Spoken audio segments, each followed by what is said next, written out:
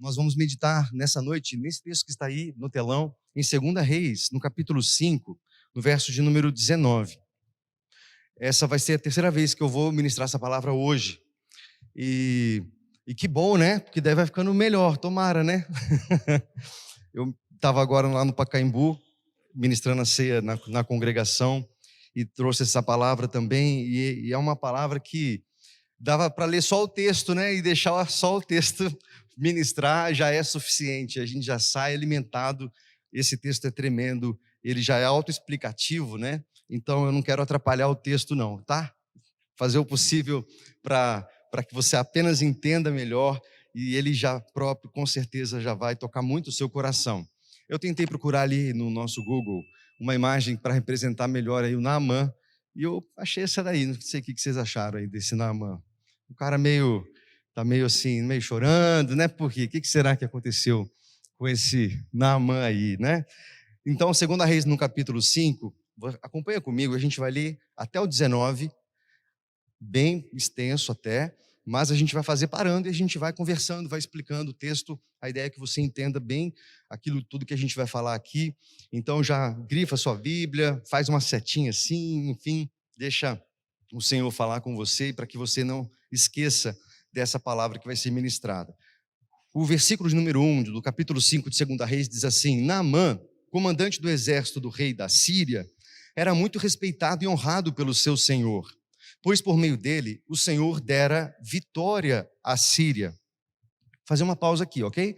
Tem um finalzinho aí do primeiro versículo, depois a gente volta para ele, mas aqui a gente já tem muitas coisas importantes. O texto nos apresenta Naamã, nos apresenta então um comandante do exército do rei da Síria, um homem muito respeitado, honrado pelo Senhor, que era o rei da Síria. Então, vai imaginando quem era esse homem, vai imaginando quem era Naamã. Era um vitorioso, um herói de guerra, alguém importante. A gente, quando vê um militar, né, com muitas medalhas, com muitas guerras no currículo, muitas missões cumpridas, ele tem várias medalhas, não é assim? E no paletó dele, aquela coisa toda, e tem as patentes. E isso vai mostrando o quanto ele é alguém experimentado, alguém vitorioso, alguém experiente. E eu fico imaginando Naamã dessa forma também. Ele era o chefe, ele era o comandante do exército, era aquele que liderou a Síria, uma potência naquela época, há muitas vitórias militares. Então era um homem aclamado, era um homem respeitado, não só pelo povo, mas também pelo próprio rei da Síria. O texto diz isso, que ele era um homem muito respeitado, muito honrado pelo Senhor. A gente está falando de um homem forte, corajoso, de um guerreiro, de alguém famoso, né? De alguém que era aclamado, amado, aplaudido, tinha sucesso, tinha aprovação popular. Era o tipo da pessoa que quando passava na rua, todo mundo parava para tirar uma foto, pedia um autógrafo. Era alguém realmente de renome, ele estava no palácio, é alguém que tinha o prestígio. Então já começa a imaginar quem era esse homem. De fato era um homem realmente importante, rico, valoroso, vitorioso. Mas o texto continua, e tem exatamente um mas aí, não tem? Na sua Bíblia, no finalzinho do verso de número 1, mas, e esse mas aí é um problema, né? Mas esse grande guerreiro ficou leproso. Nós sabemos, meus irmãos, a lepra, uma enfermidade na época muito séria, sem tratamento, eles isolavam as pessoas e ali era um atestado de exclusão social, e alguém com esse tipo de enfermidade sofria muito, não só com as feridas no corpo, mas também com essa própria exclusão, com essa penalização social que eles tinham. E muitas vezes a própria lepra na Bíblia, ela tem esse sinônimo de pecado. E quando nós lemos a história de Naamã, nós temos essa percepção também. Então, como nós falamos, era um homem que, quando andava, vestia do melhor, era cheio de medalhas, de condecorações, um currículo maravilhoso, mas o texto diz, ficou leproso. Era alguém que, quando chegava em casa, na intimidade do lar, e tirava aquela capa, tirava aquela roupa muito cara, deixava aquelas medalhas num lugar onde deveriam ficar, ele deixava as feridas à mostra. Ele deixava aquilo que ele queria esconder das pessoas ao redor, mas aquilo ficava à mostra na intimidade. Por fora era alguém poderoso, famoso, vitorioso, mas por dentro, por debaixo daquelas medalhas, daqueles títulos, era alguém que sofria, era alguém que tinha feridas, era alguém que queria esconder algo que o excluiria socialmente. E meus irmãos, nós precisamos parar aqui, só estamos no versículo número 1, e já fazer um paralelo conosco. Tantas vezes nós, numa sociedade de consumo, não é, hedonista, que foca demais na beleza, nos estereótipos, não é, na aparência. E quando a gente rola ali o Instagram, nós vemos exatamente isso, né? Muitos protótipos e quantos são seduzidos por esses protótipos ali e arquétipos, né, de beleza, de riqueza, e procuram isso de uma forma exagerada e encontram enfermidades, depressão e desilusão e frustração na vida. Isso é normal para nós já sabemos disso. E quantos de nós também, de forma religiosa, estamos tentando cultivar uma boa aparência, tantas vezes frequentando um lugar semanalmente, tentando cumprir alguns ritos religiosos, e tudo isso não tem nada de ruim nisso em si, mas quando isso só nos leva a algo superficial, para que as pessoas olhem para nós, né? A gente nem aperta tanto a mão mais, né? Abraça, a gente faz isso tão menos hoje, nesse período ainda de resquício aí de pandemia, mas quando a gente fala paz do Senhor, ou cumprimenta alguém depois do culto e fala boa semana para você, Deus te abençoe, na verdade a gente está mostrando, a gente dá um sorriso e a gente, mesmo passando por vários problemas, várias crises, traumas, frustrações, mágoas, ressentimentos, problemas mal resolvidos, circunstâncias que na segunda-feira, amanhã, vão bater a nossa porta, a gente olha nos olhos das pessoas e diz que está tudo bem. E aí, como é que você está? Está tudo bem. Claro, não é o ambiente da gente, né, falar que está tudo mal. A gente mantém as aparências. E Naamã nos ajuda, nos ilustra como é o nosso comportamento tantas vezes. Escondidos atrás dos nossos títulos, escondidos atrás das nossas medalhas, escondidos atrás dos nossos currículos e das nossas vitórias. Talvez as suas vitórias acadêmicas, as suas vitórias financeiras, as suas vitórias na sua vida familiar, na sua vida, seja lá qual for o seu passado, né, profissional, os lugares onde você passou, o salário que você alcançou, a estabilidade que você conquistou, tudo isso é muito bom. E tantas vezes nós colocamos isso como medalhas, e até mesmo dentro da vida da igreja, quando nós passamos 5 anos, 10 anos, 15 anos, 20 anos, e ostentamos essas medalhas, né, de primeiro metodista da família, ou da 4ª geração de metodistas, não é? Ou de tantas décadas dentro de uma instituição, e claro que isso é maravilhoso, mas o problema é quando a gente se esconde atrás dessas coisas, e nós aparentamos que está tudo bem, mas lá dentro há feridas, há traumas, há mágoas, há ressentimento, há lepra, no sentido de feridas à mostra, que nós queremos esconder, e nós frequentamos reuniões, frequentamos cultos, e está tudo bem, mas na verdade, lá dentro, tem muitas feridas escondidas, que eu não quero mostrar.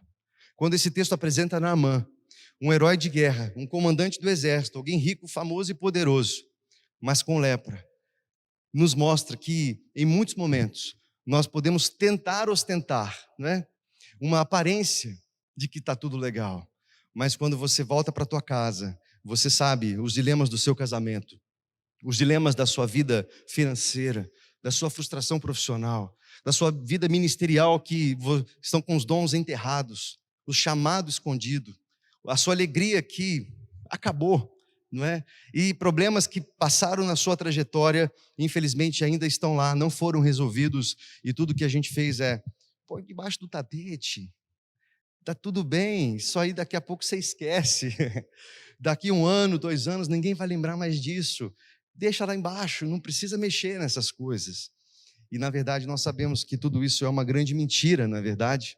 Eles continuam ali, e uma hora ou outra, eles vêm à tona, trazendo feridas ainda maiores, traumas ainda maiores e problemas ainda maiores. Isso é tão sério que nós vemos que o próprio Jesus combateu isso.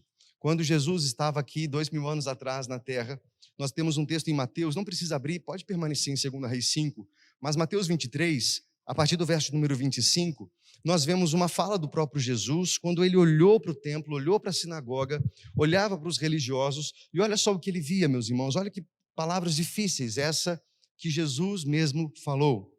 Ai de vocês, mestres da lei e fariseus, hipócritas! Vocês limpam o exterior do copo e do prato, mas por dentro eles estão cheios de ganância e cobiça. Fariseu cego, limpe primeiro o interior do copo e do prato, para que o exterior também fique limpo. Ai de vocês, mestres da lei e fariseus hipócritas! Vocês são como sepulcros caiados, bonitos por fora, mas por dentro estão cheios de ossos e de todo tipo de imundície. Assim são vocês. Por fora parecem justos ao povo, mas por dentro estão cheios de hipocrisia e maldade. O que vocês acharam dessas palavras aí, dessa pregação de Jesus? Já pensou? Jesus vem para o púlpito e dá umas dessas aí. Vocês são sepulcros caiados. O que significa isso? Aqueles sepulcros cheios de cal, né? Por fora ele está bem cuidado, mas lá dentro, se você vai desenterrar, tem ossos podres ali, apodrecendo ali, não é verdade? Jesus está dizendo, nós religiosamente podemos tentar ser bem-sucedidos diante dos homens e do olhar das pessoas que só conseguem ver a nossa performance e a nossa aparência, mas lá dentro tem pecados escondidos, traumas não tratados, situações que nós não queremos mostrar para ninguém. Eu citei aqui hoje cedo também um livro do Bill Hybels, que nós recomendamos muito aqui na igreja, já estudamos na escola dominical um tempo, chamado Quem é Você Quando Ninguém Está Olhando. Eu lembrei de um outro livro dele que é Ocupado Demais para Deixar de Orar. Esse também é top. Mas o que eu citei aqui é o livro Quem é Você Quando Ninguém Está Olhando. Quem é você quando você está dirigindo e só tem você no carro? Quando você leva aquela fechada, né? Ou quando tem um lerdo na sua frente e não anda, sabe? Sem aqueles... Quem é você quando você está navegando na internet, né? E todos já foram dormir? Quem é você no seu ambiente de trabalho quando os seus colegas já foram embora? Quem somos nós? Então, é esse aí que o Senhor está olhando. É esse aí que o Senhor quer tratar. É esse homem que nós precisamos, diante de Deus, permitir que Ele trate e cure. Tem um texto em 1 Samuel 16:7 que diz assim: O Senhor, contudo, disse a Samuel: Não considere a sua aparência, nem a sua altura, pois eu o rejeitei. O Senhor não vê como vê o homem vê a aparência, mas o Senhor vê o coração. Amém, meus irmãos? O Senhor vê o coração. Glória a Deus por isso. Nós vemos a aparência. E, infelizmente, nós vemos tantos escândalos, não é verdade, no meio da igreja, pastores sendo presos, inclusive aí essa semana, vocês viram isso, né? Tantos escândalos acontecendo, de pessoas que aparentemente estava tudo bem, são ícones, são pessoas influentes, são pessoas famosas, são pessoas que influenciam milhares de pessoas, mas quando você vai cavucar algumas coisas e depois de algumas delações, a casa cai, ou o casamento era fachada, a relação com os filhos era fachada. E você vai perceber que de forma ilícita foi conquistado aquilo que ele ostenta, onde mora, o que possui. Enfim, meus irmãos, o nosso Deus está mais interessado no nosso caráter e no nosso coração. Nós estamos tantas vezes lutando para proteger a nossa reputação, mas o Senhor está mais interessado no nosso coração, no nosso caráter. E uma coisa que eu aprendi é que muitas vezes, tantas vezes, para tratar o nosso caráter, o Senhor vai mexer na nossa reputação. O Senhor vai permitir que nós passemos por situações que a gente não gostaria, mas lá no fundo, o que Ele está querendo mesmo é tratar o que o homem não pode ver, o secreto. E o nosso desejo aqui nessa comunidade é que você permita que isso aconteça, porque foi exatamente isso que Naamã fez. Vamos continuar então, voltando lá para 2 Reis 5, agora no verso número 2. Ora, tropas da Síria haviam atacado Israel e levado cativa uma menina que passou a servir a mulher de Naamã. Um dia, ela disse à sua senhora: se o meu senhor procurasse o profeta que está em Samaria, ele o curaria da lepra.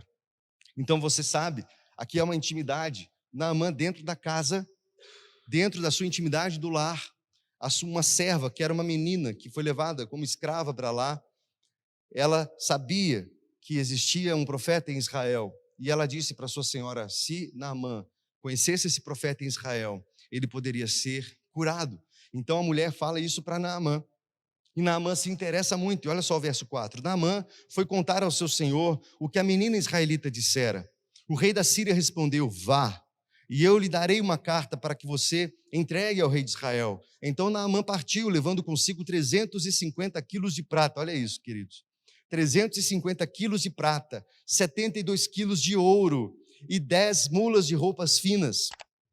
A carta que levou ao rei de Israel dizia, junto com esta carta, estou te enviando meu oficial Naamã para que o cures da lepra. Então Naamã foi procurar o rei da Síria e falou, fiquei sabendo que lá em Israel tem um profeta, tem alguém que pode resolver o meu problema, por favor me ajude a ir lá. E o rei disse, ok, eu vou fazer uma carta, uma recomendação para você ir para Israel, você apresenta ao rei de Israel essa carta e por meio dessa carta certamente o rei vai poder ajudar você. E claro, Naamã muito rico, olha só, ele levou 350 quilos de prata, 72 quilos de ouro, 10 mudas de roupas finas, então ele vai com uma caravana, ele vai com muita gente, levando ouro, levando riquezas, ele vai em busca da cura que ele tanto precisava.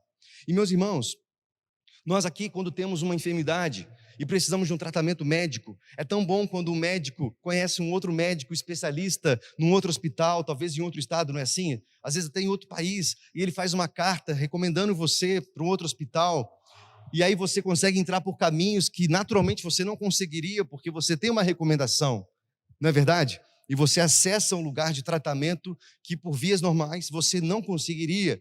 E aqui estava Naamã, indo por esse caminho, ele tinha a melhor reputação, ele tinha a melhor carta de recomendação, e outra, ele tinha dinheiro, ele tinha poder para chegar no rei de Israel e pagar pelo melhor tratamento e a melhor cura que ele pudesse ser oferecida a ele. Vamos continuar, esse texto é maravilhoso, verso 7. Assim que o rei de Israel leu a carta, rasgou as vestes e disse, por acaso sou Deus, capaz de conceder vida ou morte? Porque esse homem me envia alguém para que eu cure da lepra. Vejam como ele procura um motivo para se desentender comigo. Mas aqui começam as frustrações de Naamã, e na verdade começa um tratamento de Deus ao coração desse homem. Ele chega com dinheiro, ele chega com a carta e entrega tudo ali para o rei de Israel, e o rei de Israel, ele rasga as roupas, ele fala, eu não posso curar esse homem, eu não tenho poder para dar vida, para dar morte, para dar cura, eu não tenho, como é que eu vou fazer isso? E ele fala, esse povo quer confusão, certeza que o rei da Síria mandou esse pessoal aqui para eu não conseguir curar, e aí eles vão inventar uma moda e vão declarar guerra contra nós. Esse pessoal está querendo confusão, e ele começa a ficar desesperado, porque ele não tinha como curar Naamã. Olha a situação. E eu fico imaginando que aquela notícia começa a se espalhar, né, por Jerusalém, pelo reino, que existia um desespero no palácio, que o rei estava desesperado, porque tinha um homem muito rico, o chefe do exército da Síria, queria uma cura, e o rei não conseguiria curar. E essa notícia chega para o profeta, para Eliseu. Vamos para o 8? Quando Eliseu, o homem de Deus, soube que o rei de Israel havia rasgado suas vestes, mandou-lhe esta mensagem, por que rasgaste tuas vestes? Envia o homem a mim, e ele saberá que há profeta em Israel. Então Naamã foi com seus cavalos e carros e parou à porta da casa de Eliseu. Eliseu enviou um mensageiro para lhe dizer, vá e lave-se 7 vezes no rio Jordão, e sua pele será restaurada, e você ficará purificado. Vamos fazer mais uma pausa aqui, meus irmãos. A coisa já desenrolou aqui, ok? Aquela notícia do rei desesperado que não sabia o que fazer, chega para o profeta, chega até Eliseu. E aí Eliseu diz assim, fala para o rei, para ele me procurar. Fala para o Naamã vir aqui, que eu vou falar com ele. E ele vai saber que há profeta em Israel. E Naamã vai saber que há um Deus que cura. E de fato, Naamã foi até ele. E agora você imagina, lá vai Naamã, com aquela comitiva cheia de prata, cheia de ouro, cheia de riquezas, com uma carta de recomendação, uma comitiva real, só glamour, né? Era muita ostentação, e aquele pessoal indo procurar a cura, e agora procurar a casa do profeta. Eu fico imaginando que certamente esse homem, quando chega na porta da casa ali do profeta, ele fica pensando, certamente o profeta vai ver essa ostentação toda, vai ver que nós temos muito dinheiro, ele vai vir até mim e ele vai orar por mim, eu vou ser curado e certamente a coisa vai acontecer, eu vou pagar ele e eu vou voltar para minha casa. Mas esse texto que a gente leu, o verso de número 9, diz, então Naamã foi com seus cavalos e carros e parou na porta da casa de Eliseu. E Eliseu nem saiu. O profeta nem saiu. O que o profeta fez? O profeta enviou um mensageiro. O profeta enviou um servo. O profeta nem foi ver Naamã. Ele mandou um mensageiro falar com Naamã. Deus estava tratando o coração de Naamã. Um homem orgulhoso. Um homem que estava respaldado no seu poder, mas agora nem foi recebido pelo profeta. Deus estava tratando o coração daquele homem. Então o mensageiro foi lá ver Naamã e falou, olha, Naamã, o profeta falou que para você ser curado, você precisa mergulhar 7 vezes no rio Jordão. E se você mergulhar 7 vezes, se lavar 7 vezes, você vai levantar totalmente curado. Se você fosse Naamã, o que você faria? O que você faria? Fica pensando aí, qual seria a sua reação? Você foi menosprezado pelo profeta, veio com uma conversinha aí de que agora você tem que se lavar 7 vezes no Rio Jordão para receber a sua cura. O cara nem foi ver você. Você tem uma carta, você tem 72 quilos de ouro esperando, 350 quilos de prata, e fala para eu me lavar no Rio Jordão 7 vezes. Olha só a resposta de Naamã, verso de número 11. Naamã ficou indignado. Ficou indignado e saiu dizendo, eu estava certo de que ele sairia para receber-me, invocaria de pé o nome do Senhor seu Deus, moveria a mão sobre o lugar afetado e me curaria da lepra. Não são os rios Abana e Farfar e Damasco melhores do que todas as águas de Israel? Será que não poderia lavar-me neles e ser purificado? Então fui embora dali furioso. Como é que fala a sua Bíblia aí? Tem outra versão aí? A minha versão diz, então foi embora dali furioso. Indignado? Indignado. Esse homem ficou bravo, gente. Já viu gente brava? Sai cantando pneu. Esse cara nem veio me receber. Esse cara nem olhou no meu rosto. Eu sou um homem importante. Olha o tanto de medalha que eu tenho aqui. Você sabe quem eu sou? Você está maluco, meu irmão? Eu sou um herói de guerra. Você sabe o que eu posso fazer com você? Você nem me respeitou. Você simplesmente me mandou me lavar desse rio sujo. Lá na minha terra tem rios muito mais limpos. Por que eu não posso me lavar lá? Que história é essa? De me lavar 7 vezes. E ele foi embora furioso, gente. Isso significa que ele estava pronto para voltar para a Síria, leproso, com os mesmos problemas. Ele estava disposto a retornar para a vida dele, de aparência, para a vida excluído. Ele estava disposto, porque ele ficou ofendido, indignado, ele ficou furioso com esse tratamento. O que isso significa para nós, meus irmãos? Tantas vezes nós voltamos para casa ainda leprosos, machucados, feridos, sem receber cura, sem receber restauração, porque a gente fica indignado com as metodologias que Deus quer usar conosco, e tantas metodologias que não fazem nenhum sentido. Lembra quando Pedro, seus amigos pescaram ou tentaram pescar a noite inteira e não pegaram um peixinho, e no outro dia cedo Jesus diz para eles, vai e lança lá a rede. Aí o Pedro diz, Jesus, está de brincadeira, não faz sentido o que você está falando para fazer.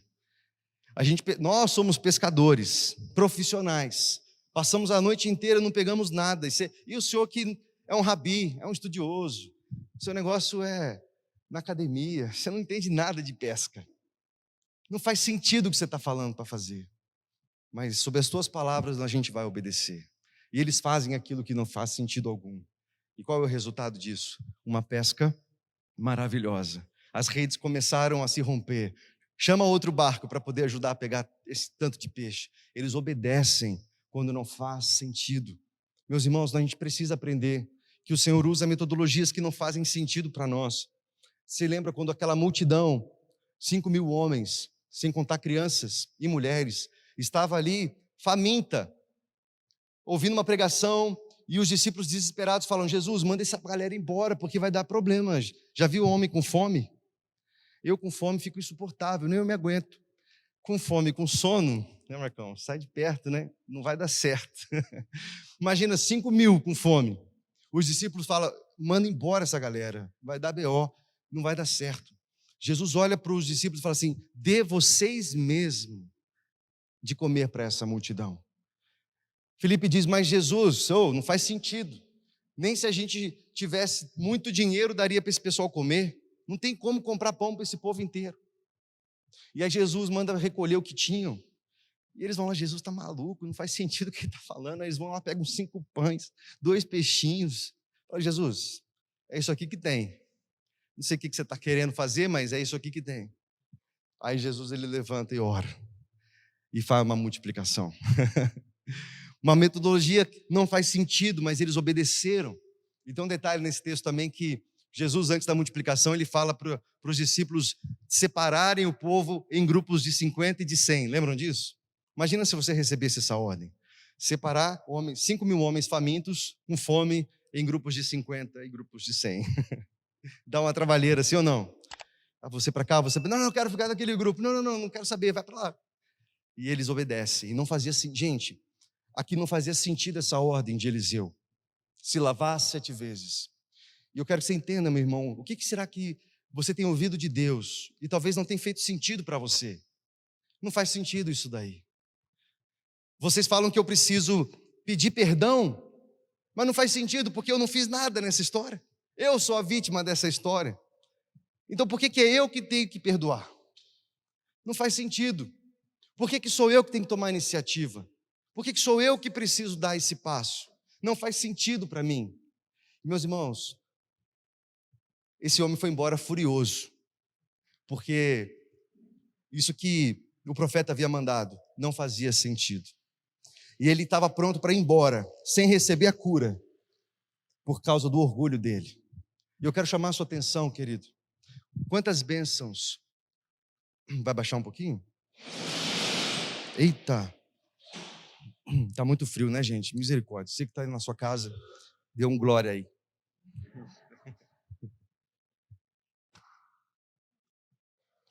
Dê um glória aí que você está debaixo do cobertor. Deixa eu ver se você vai dar mesmo, viu? Esse homem estava disponível, estava disposto a ir embora. Gente, nós também. Quantas vezes a gente questiona os métodos e fala: isso eu não concordo. Isso não faz sentido o que o pastor está falando. Isso não faz sentido o que o líder está falando. Eu não vou fazer, não faz sentido para mim. Isso para mim é forçação de barra, ela vai ser, sei lá, qualquer coisa. A gente inventa tanta coisa e volta para casa cantando pneu. E volta para casa, né, aborrecido, furioso, frustrado, indignado.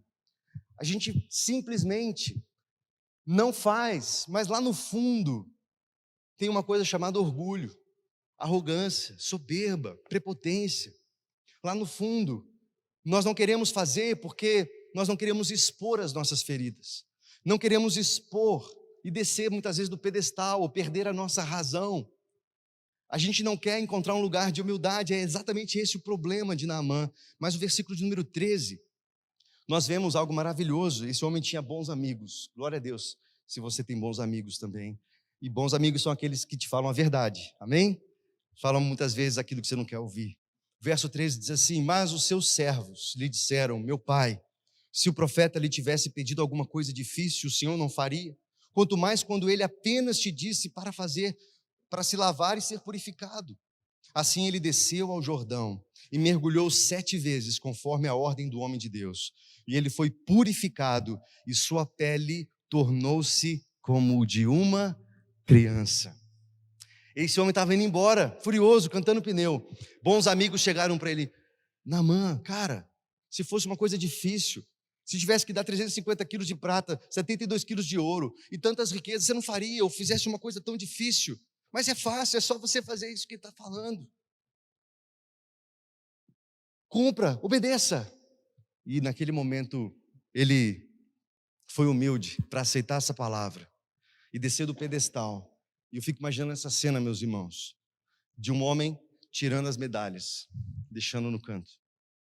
Começar a tirar aquela roupa de comandante de guerra. E as feridas começam a ficar à mostra para as pessoas. E ele deixa esse despe desses títulos, dessas medalhas, desse glamour, desse passado glorioso, e deixa de lado. E agora se expõe. E ele vai até um lugar de obediência e se lava humildemente. Meus irmãos, aqui ele precisou realmente ter uma graça de Deus, né, para descer do pedestal, tirar as razões e mergulhar 1, 2, 3, 4, 5, 6, e na 7ª vez ele levanta purificado.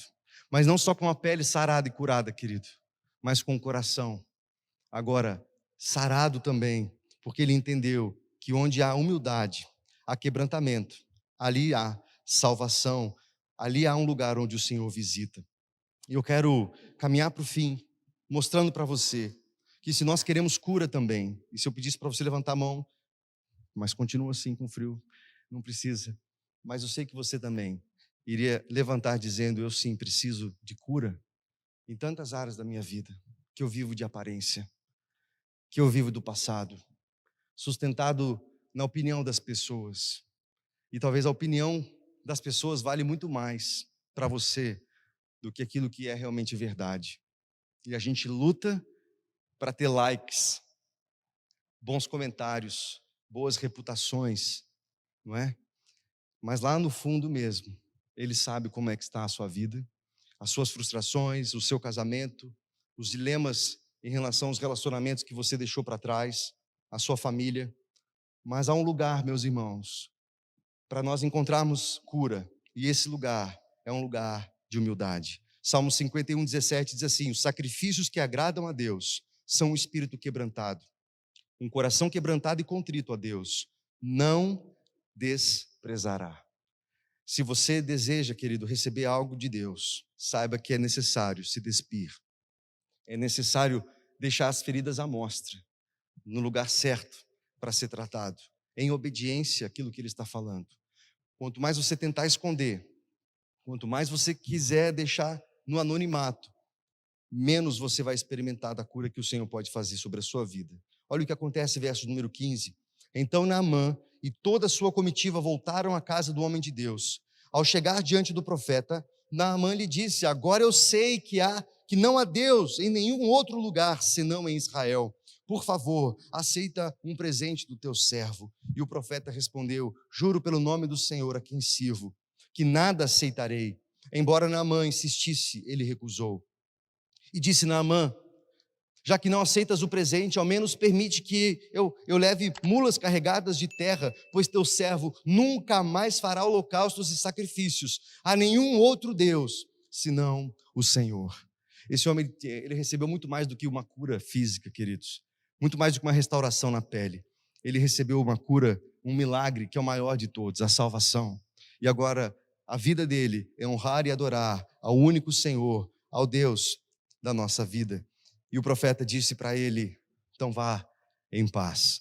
O profeta não aceitou prata, não aceitou ouro, não aceitou recompensa, para que aquele homem entendesse que, na verdade, a cura foi fruto da graça de Deus e porque ele foi humilde para obedecer.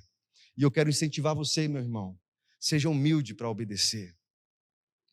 Seja humilde para ouvir uma palavra, mesmo quando ela não faz sentido. Permita que bons amigos te ajudem nessa caminhada. Bons amigos, mesmo quando você esteja com vontade de cantar pneu e vazar, permita que bons amigos, boas amigas, em lugares que te protegem, não vão te expor, ok? Falem verdades para você, te confrontem e te aconselhem, te incentivem a fazer aquilo que você tem que fazer. Não fuja daquilo que você precisa fazer, porque o Senhor, seu Deus, o meu Deus, não rejeita um coração quebrantado, não rejeita um coração humilde. Salmo 138, verso 6 diz assim: o Senhor cuida do humilde, mas se mantém longe do orgulhoso. Mas a gente vê isso o tempo inteiro na Bíblia, não é verdade? Que o Senhor, Ele exalta o humilde, mas Ele vai tornar vergonhoso a atitude do orgulhoso. O reino de Deus é assim, né? O maior é o menor, o primeiro é o último. Nós somos chamados com uma atitude de humildade a obedecer aquilo que o Senhor está nos mandando. Que o Senhor te ajude, em nome de Jesus, a aceitar palavras que no momento não faz sentido, mas pega essa palavra, uma orientação de Deus. Permita que o Senhor leve você a um lugar de obediência. E talvez você traduza tudo que eu estou falando aqui para uma situação que você viveu, relacionamentos que estão quebrados, e não faz sentido para você procurar uma restauração. Na verdade, para você o melhor é deixar esse relacionamento rompido mesmo. Ele lá, eu cá. E claro, quando a Bíblia fala sobre restauração de relacionamento, ela não fala que a gente precisa se tornar melhor amigo da pessoa, ok? Mas ela fala que o que depende de nós, a gente precisa ter paz uns com os outros. A gente não pode carregar peso. A gente não pode carregar morte, ódio, mágoa, ressentimento. Isso só traz peso na caminhada. Mas não faz sentido obedecer, não faz sentido nos doar, não faz sentido doar a nossa vida, colocar ministerialmente os nossos dons em prol de algo maior, talvez deixar de fazer coisas que nos trariam prestígio e mais recursos financeiros, para dedicar para ajudar pessoas que precisam, para contribuir com projetos que vão ajudar crianças, órfãos, viúvas, pobres, desalojados, pessoas que estão clamando e precisando de mim, de você, da igreja, pessoas perdidas em tantas áreas. Não faz sentido, porque o mundo diz para nós: olha, gasta com o que você tem com você mesmo, cuida dos seus, e os demais, cada um com os seus problemas. Mas o Evangelho diz: ama como você ama você mesmo. Melhor é dar do que receber. Contribua, oferte, abençoe. E não no sentido de tempo, mas lá fora, investindo seu tempo em pessoas, seus recursos para ajudar quem precisa, para realmente ver que a sua vida faz sentido e foi chamada para algo muito maior do que você está vivendo. Existe um lugar de cura, querido, amém? Na presença do nosso Deus. Mas para acessar esse lugar, nós precisamos de um coração quebrantado. Eu pulei aqui, deixa eu ver se eu consigo, só para finalizar, talvez te ajude a ilustrar melhor o que eu estou falando. Abra sua Bíblia, por favor, bem rapidinho, em Lucas, no capítulo 18. Lucas 18, eu gosto demais desse texto aqui, porque ele é muito ilustrativo. Jesus é demais. É uma parábola de Jesus. Lucas 18, verso de número 9. Jesus conta uma parábola para ilustrar essa verdade para seus ouvintes, para seus discípulos e para nós, amém? Lucas 18, verso 9, diz assim: em seguida, Jesus contou a seguinte parábola àqueles que confiavam em sua própria justiça e desprezavam os demais. 2 homens foram ao templo orar. Um deles era fariseu e o outro cobrador de impostos, ou seja, um religioso e um pecador. O cobrador de impostos seria o traidor, é aquele que trabalhava para Roma, é aquele que traía, cobrava imposto e roubava seu próprio povo em nome do opressor, do domínio de Roma. Então, era a pior espécie, ok? O cobrador de impostos. O fariseu em pé fazia esta oração. Vai imaginando os dois no templo. O fariseu então em pé, Jesus contando: eu te agradeço, Deus, porque não sou como as demais pessoas, desonestas, pecadoras, adúlteras, e com certeza não sou como aquele cobrador de impostos. Eu jejuo 2 vezes por semana. Eu dou o dízimo de tudo que eu ganho. Imagina esse homem batendo no peito e se orgulhando de tantas coisas boas. Jesus continua: mas o cobrador de impostos ficou à distância e não tinha coragem nem de levantar os olhos para o céu enquanto orava. Em vez disso, batia no peito e dizia: Deus, tem misericórdia de mim, eu sou pecador. E Jesus termina dizendo: eu lhes digo que o cobrador de impostos, e não o fariseu, foi quem voltou para casa justificado diante de Deus. Pois aqueles que se exaltam serão humilhados, e aqueles que se humilham serão exaltados. Jesus ilustra maravilhosamente, né, nessa parábola. Qual deles somos nós? Qual desses homens é você? Como você se apresenta diante de Deus? Senhor, muito obrigado, porque eu não sou como aqueles corruptos de Brasília. Obrigado, eu sou bem melhor. Porque eu não sou aqueles que fizeram uma passeata em Campinas hoje. Obrigado, Senhor. Eu estou aqui. Obrigado porque eu dou o dízimo. Eu jejuo. E, queridos, é claro que essas práticas, elas são importantes, mas elas não causam nenhuma impressão, uma boa impressão no Deus Todo-Poderoso. São o resultado de alguém que teve um encontro sincero com Jesus, ok? Mas o que atrai a atenção do nosso Deus é um espírito quebrantado, como desse homem que disse: eu não estou olhando, julgando as pessoas ao meu redor, eu quero olhar para mim, eu não tenho nem coragem de levantar os meus olhos, Senhor, tem misericórdia de mim, porque quando eu olho para mim eu só vejo corrupção, eu só vejo julgamento, eu só vejo o quanto eu sou fraco, o quanto eu sou falho. Quando eu olho para mim, eu só vejo o quanto eu julgo as pessoas e condeno as práticas delas. Eu vejo o cisco no olho deles, mas não vejo a trave no meu. Senhor, tem misericórdia de mim. Eu preciso da tua graça, Senhor, todos os dias. Me salva, me visita, me restaura. Eu deixo os meus títulos, eu deixo as minhas medalhas, eu deixo o meu histórico, o meu currículo. Eu quero me despir disso tudo. E aqui estão minhas feridas, Senhor. Eu quero te obedecer, mesmo que não esteja fazendo sentido, Senhor. Me cura, me restaura. Eu não quero viver de aparência. Eu não quero viver preocupado com os likes, com o que estão dizendo ao meu respeito. Eu quero saber o que o Senhor diz ao meu respeito.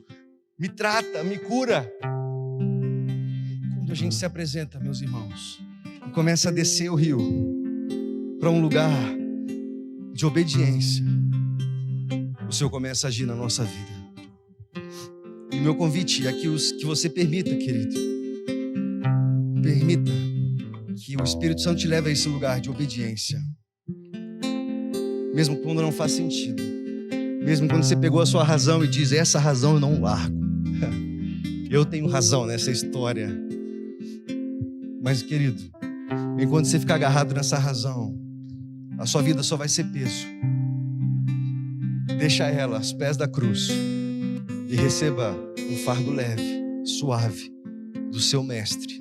Deixa ele conduzir os teus passos, em nome de Jesus. Você pode permanecer sentado como você está, ou em pé, ajoelhado. Fique à vontade, querido. Você na sua casa também pensa o que o Senhor tem dito a você para fazer, mas você não vê sentido algum nisso. Não faz sentido nenhum. Talvez você nem concorde com essas práticas. Você ache extremista demais, você acha fanatismo demais, eu não sei. Mas que nesse lugar o Senhor nos cure de verdade e traga a maior cura que nós precisamos, que é salvação, que é um lugar onde nós declaramos que precisamos dessa graça, precisamos ser alcançados, sem olhar para as pessoas, olhando para nós, e podemos saber que se não fomos salvos por um Deus misericordioso, não há esperança para mim. Enquanto a gente canta essa canção, querido, se entregue ao Senhor, se posicione diante do Senhor, deixa Ele falar com você.